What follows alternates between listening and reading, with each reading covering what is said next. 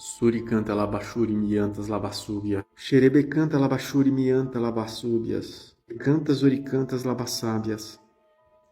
O pentecostalismo, em quase sua totalidade, acreditam que realmente, com essas palavras, estão falando a língua dos anjos, mais conhecidas como línguas estranhas. O pentecostalismo surge em 1906 com o movimento da Rua Azusa, nos Estados Unidos. E o pentecostalismo acredita piamente que esse tipo de linguagem se atribui aos anjos. Porém, quando olhamos para a Escritura, todas as vezes que anjos se comunicam com o ser humano, eles falam a língua dos homens. E é interessante notar que em nenhum versículo da Bíblia se encontra a palavra línguas estranhas, a não ser em novas traduções, mas no original grego e no hebraico não aparece. Em Atos capítulo 2, vemos homens galileus falando em línguas que não eram as deles. Mas por que isso? Vamos entender. Em Lucas 24, versículo 49, Jesus tinha morrido e ressuscitado. E numa conversa com os discípulos, ele diz para que permanecessem em Jerusalém até que do alto seriam revestidos de poder.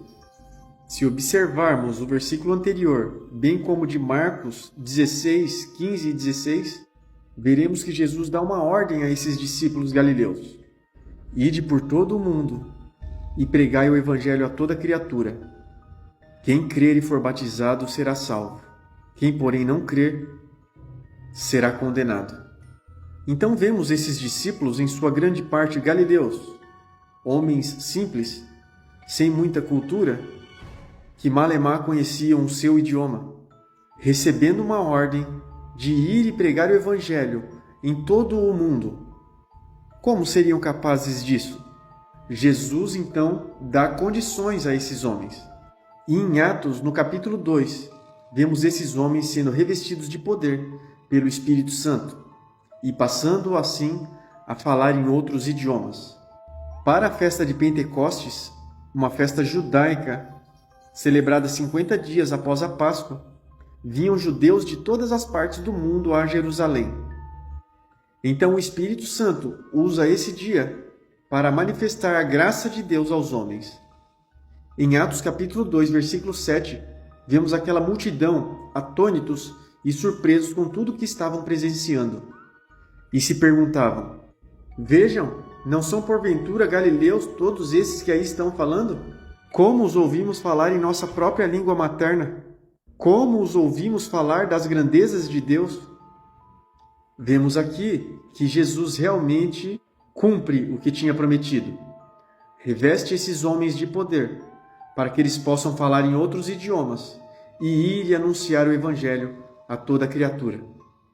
A igreja em Corinto estava tendo um problema com esse dom, pois todos queriam falar em outras línguas, em outros idiomas.